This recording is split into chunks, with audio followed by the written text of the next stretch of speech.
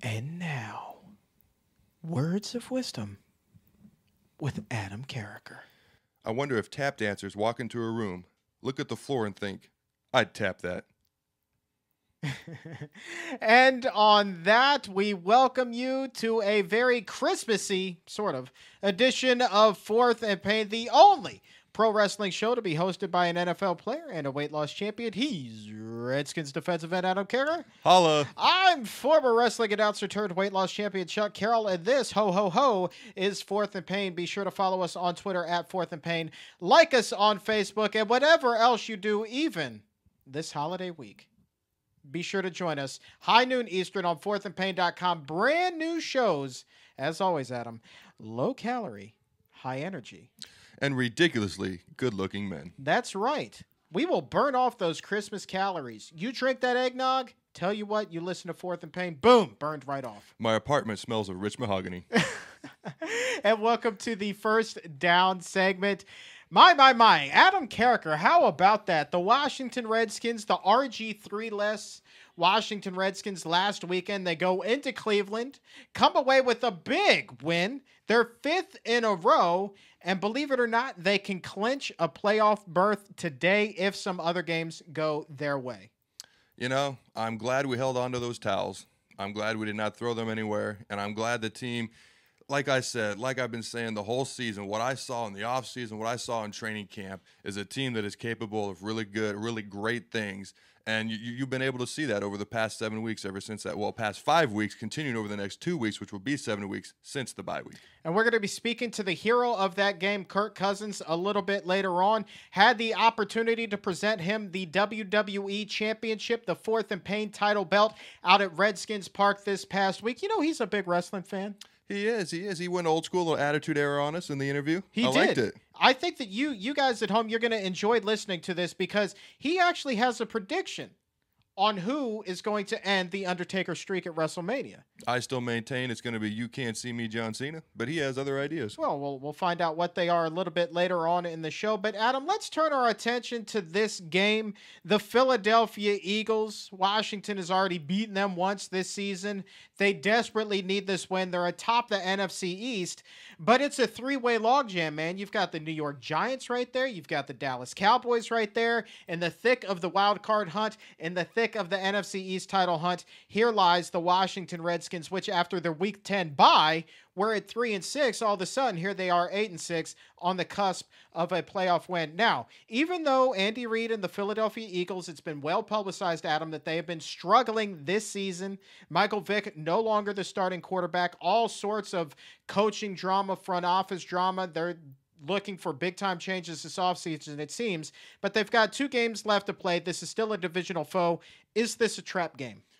Michael Vick, he's kind of the forgotten guy. Isn't he, I kind of forgot about him. Isn't he, though? It's like he kind of just got put in the back burner and nobody pays attention to him anymore. But, you know, we can't overlook this team. I mean, this team won a game a couple weeks ago. I believe it was against the Bengals where Nick Foles played well, and they are capable of coming out and getting a victory. They still have talent all over the field. They still have a lot of playmakers, Deshaun Jackson, LaShawn McCoy, all these guys that can make plays.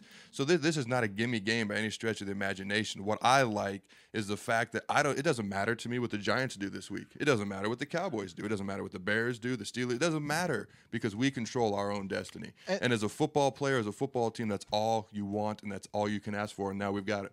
With 2 games to go in the season, when was the last time you've been able to say that in Washington? It's been Been a while. It has been a while. Too long. Absolutely been a while. And you know what else happened this past week? What? I don't know if you were aware of this. The team released playoff ticket on sale information. I like it. Can you believe that? I just like hearing that. So check this out. I'll just get the plug in. Regular season ticket holders get first crack at playoff tickets. They need to have their reservations in, I believe, by December 29th. The remaining playoff tickets will then go on sale a little bit later, I believe 2 days after that. If there are any, I would be surprised if there were general admission tickets left over. And Me for too. 95% of the stadium, the cost of the playoff ticket, exactly the same as the regular season. I thought that was pretty cool. Yeah, there's not going to be an empty seat in the house. You know, and what I love is the fact that we went out we clinch, obviously, but we can also clinch this weekend. How do we do that? You've got the scenarios up there in front of you. I do. They're kind of confusing, but we'll try and explain them. All right. Well, How's this work? Washington's formula is fairly simple. Okay, Dallas is out of this equation. Okay. Doesn't matter what the Dallas Cowboys do. Washington can clinch a playoff spot if the New York Giants lose, if the Chicago Bears lose, and the Minnesota Vikings lose. And we win, obviously. Absolutely. That goes without saying. Now, check this out.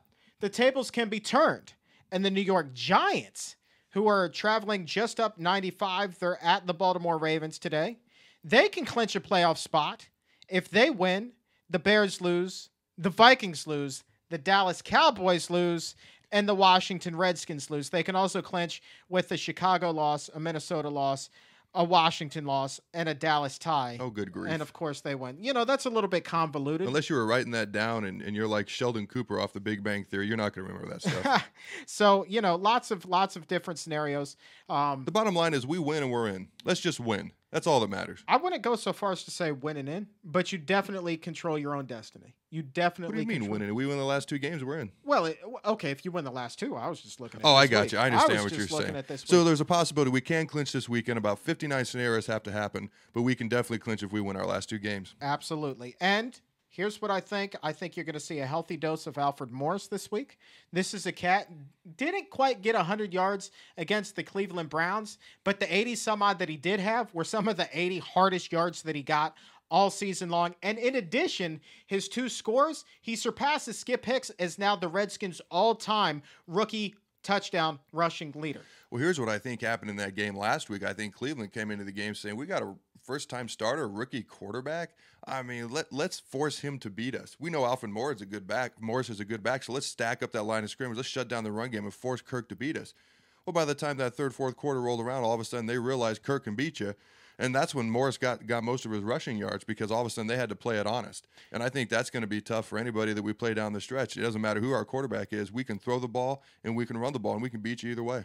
Well, let's take a look at some of the people on the Philadelphia Eagles, some of their leaders. We talked about LaShawn McCoy. He's closing in. He needs a $125 in each of the remaining 2 games to hit the 1,000-yard mark on the season. He's got 750 so far and a pair of scores. You look at your receivers, you got a couple of deadlies there. Jeremy Maclin, 57 catches, 719 yards, 5 touchdowns, and that's in an offensive year for Philadelphia. Then, of course, you've got the aforementioned Deshaun Jackson, 700 receiving yards and a pair of scores. Nick Foles there. Here's a guy, far fewer attempts than Michael Vick, almost as many passing yards, has 5 touchdowns so far this season. He's been anointed the starter in Philadelphia. These guys are playing for pride. And this is why I asked you earlier if this were a trap game, Adam. This is what concerns me. I think when it comes to a game like this, when you're playing spoiler, there's nothing the Philadelphia Eagles would like to do more than to hand the Washington Redskins a turd burger. Oh, absolutely. I mean, when you're out of contention and your season's basically over, I mean that's what you're playing for. You're playing for pride. At this point, they're playing for their jobs. Maybe that's already been decided, maybe not, but they're going to lay it all on the line because they have nothing to lose. But I don't think that's going to bother us. I don't think we're going to fall in that trap. Guys know we win and we're in. We lose and all of a sudden we lose control of our destiny. So I don't think this is going to be a trap game. What is the mentality of a winning locker room like this? All of these guys have not been around on a 5-win professional football team or 5-win-in-a-row team, especially here in Washington. Save the guys like Santana Moss, Chris Cooley, who were there the year that the Redskins won their final 5 to make the playoffs. You know, I'm an honest guy, and I could throw an answer out there, but I can't tell you. I've not been on a winning season yet in the NFL. This is my 6th year. This is the first time I've been a part of a team that has a chance at the playoffs, has a chance to win. And you didn't know that asking me that question, but just me being honest, I don't know. And I'm a little bit jealous and upset that I'm a lot jealous and I'm a lot upset that I cannot participate this year particularly. I'm glad that what's going on. I'm the biggest fan, but I wish I was out there and I wish I could honestly answer that question. Understandable, but let's dial back then. Let's go to your collegiate years in Nebraska, a little bit different. I would assume during your 4 years with the Huskers, you would have had a 5-game winning streak. Well, yeah, we won a few games in Nebraska. I mean, it's just an era of confidence. It's just an era of, you're going to go out and you're going to win because you know you're better. It's just an era of football is fun. You're just having fun what you're doing, and you know at the end of the day you're going to get the W. The confidence. Directly attributable to Kirk Cousins' performance against the Cleveland Browns. Of course, here's the thing. I don't know if you realize this.